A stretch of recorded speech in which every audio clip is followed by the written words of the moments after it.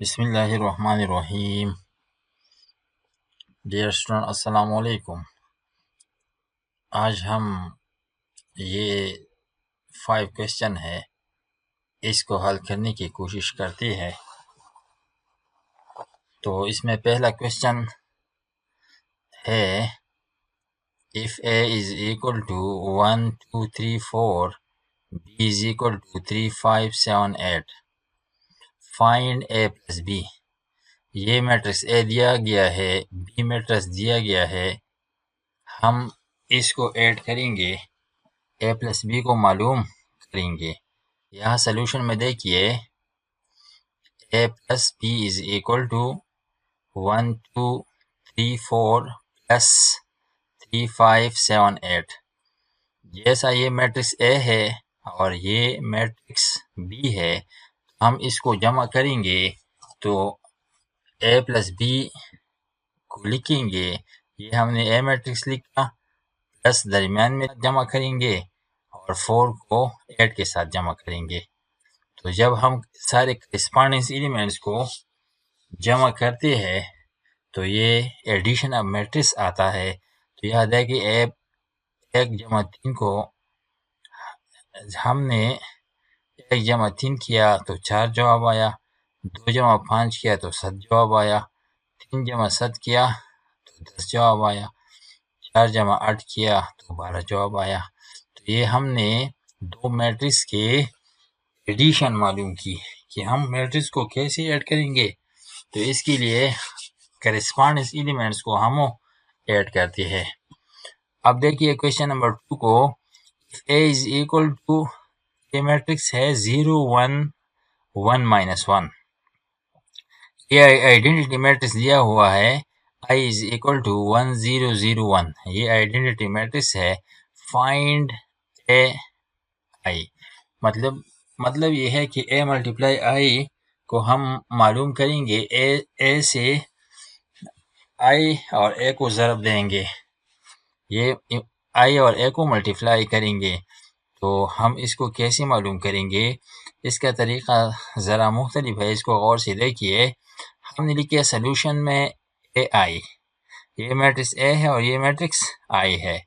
तो हमने फर्स्ट ये मैट्रिक्स a लिखा और ये मैट्रिक्स i लिखा ज़रब में। इसके दरमियान कोई एडिशन सब्ट्रैक्शन कोई चीज़ नहीं है। तो इसका मतलब ये है, ये दोनों ज़रब में है, ये दोनों मल्टीप्लाई में है।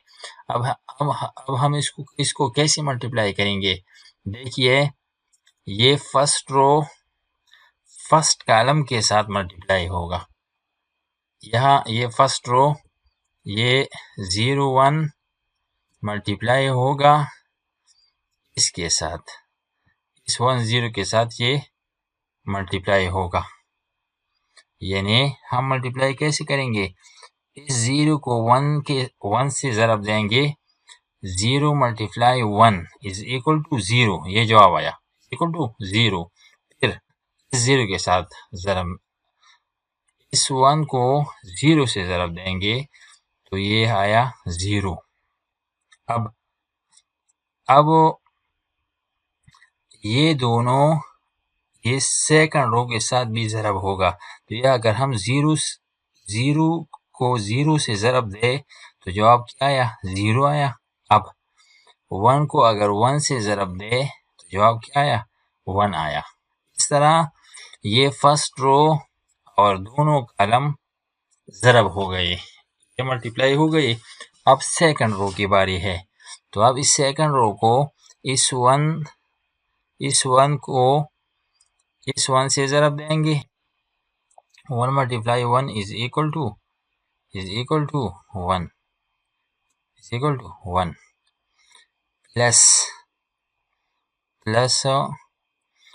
Plus -1 multiply 0 is equal to 0। ये 0 आएगा, ये इस जगह में 0 आएगा, इस जगह में 0 आएगा।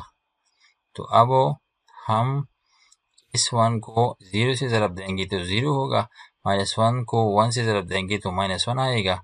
तो यहाँ 0 plus 0 is equal to 0, 0 plus 1 is equal to 1, और यहाँ 1 प्लस 0 इज इक्वल टू 1 और यहाँ 0 माइनस 1 इज इक्वल टू 1।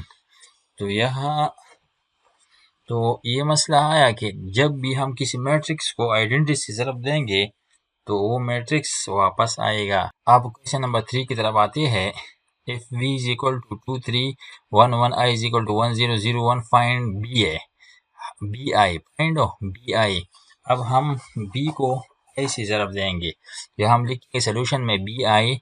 ये हमने b मैट्रिक्स लिखा 2 3 1 1 और यह आइडेंटिटी मैट्रिक्स लिखा 1 0 0 1।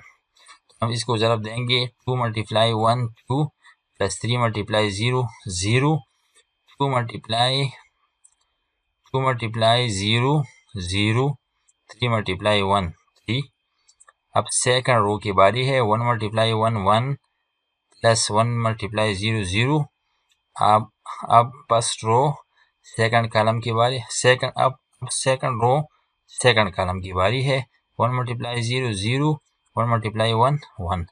तो 2 प्लस 0 2 0 प्लस 3 3 1 प्लस 0 1 और 0 plus 1 1। Question number 4 show that a multiply b is not equal to b multiply a।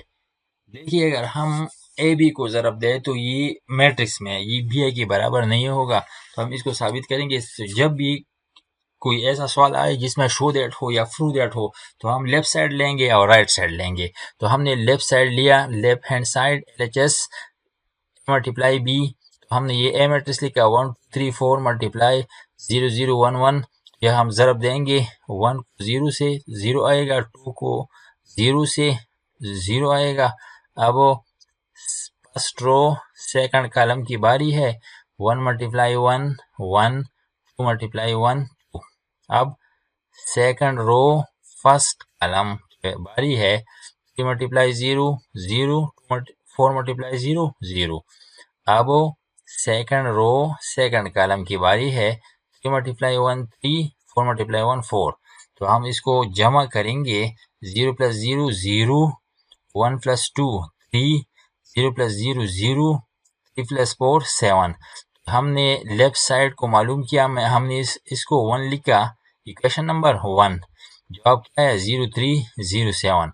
अब चलो राइट साइड को देखते हैं कि ये 0 3 0 7 देती है या मुख्तलिफ मैट्रिक्स देते हैं।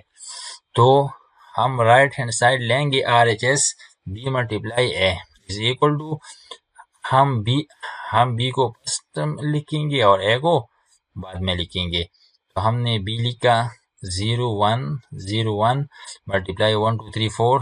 ये a मैट्रिक्स है तो हम इसको ज़रब देंगे 0 मल्टीप्लाई 1 0 1 मल्टीप्लाई 3 3। अब फर्स्ट रो सेकंड कॉलम की बारी है 0 मल्टीप्लाई 2 0 1 मल्टीप्लाई 4 4।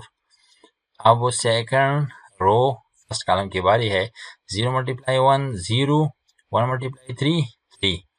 अब सेकंड रो सेकंड कॉलम की बारी है 0 मल्टीप्लाई 2 0 1 मल्टीप्लाई 4 4। अब हम इसको जमा करेंगे 0 प्लस 3 3 0 प्लस 4 4 0 प्लस 3 3 0 प्लस 4 4।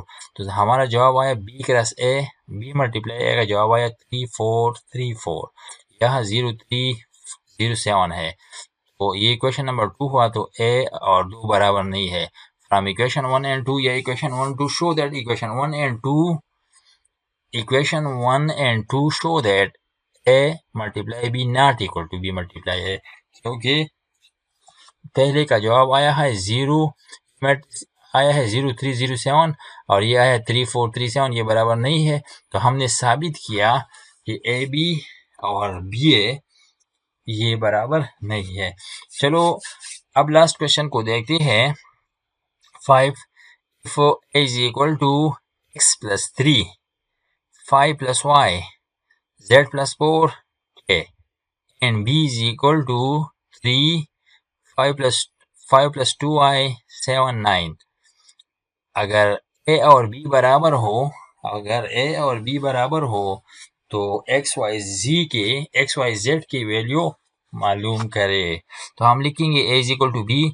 ये हमने ए मैट्रिक्स लिखा x plus 3 5 plus y z plus 4 k, और ये हमने बी मैट्रिक्स लिखा 3 5 प्लस 2y 7 9।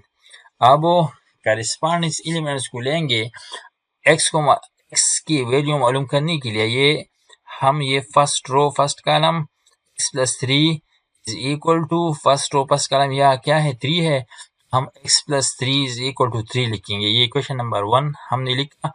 अब x इज इक्वल टू 3 को इक्वल से राइट की तरफ ले आए। अब इस प्लस 3 को इक्वल से राइट की तरफ ले आएंगे तो इसका साइन बदलेगा, -3 बन गया। तो 3 माइनस 3 इज इक्वल टू 0। हमने पहला वैल्यू मालूम किया x इज इक्वल टू 0। अब y की वैल्यू मालूम करते हैं। तो यह देखिए y यहाँ है सेकंड, यहाँ y सेकंड कॉलम में है, फर्स्ट रो सेकंड कॉलम। तो 5y यहाँ फर्स्ट रो सेकंड कॉलम जो करिस्पॉन्डिंग एलिमेंट्स है ये है, तो हम इसको इक्वल में लिखेंगे 5 plus y is equal to 5 plus 2y। तो यहाँ हमने वेरिएबल को वेरिएबल के नज़दीक ले आना, यानी हम वेरिएबल को इकट्ठे करेंगे और कांस्टेंट को इकट्ठे करेंे। तो हमने लिखा 2y माइनस वाई, यहाँ प्लस वाई है, अगर इक्वल से राइट की तरफ आ जाएगा तो ये माइनस वाई बन जाएगा, और यह 5 अगर लेफ्ट की तरफ जाएगा तो ये -5 बन जाएगा। तो 5 minus 5 is equal to 0, 2y minus y is equal to y। तो हमने y की भी कीमत मालूम की, y इज इक्वल टू 0। अब z की बारी है, तो z यहाँ z है z plus 4 is equal to, ये करिस्पॉन्डिंग एलिमेंट्स है 7। तो हम लिखेंगे z plus 4 is equal to 7, z is equal to 7 minus 4, ये प्लस 4 है, अगर हम इक्वल से राइट की तरफ ले आएंगे तो ये -4 बन जाएगा। 7 minus 4 is equal to 3। z का जवाब क्या आया? 3 आया।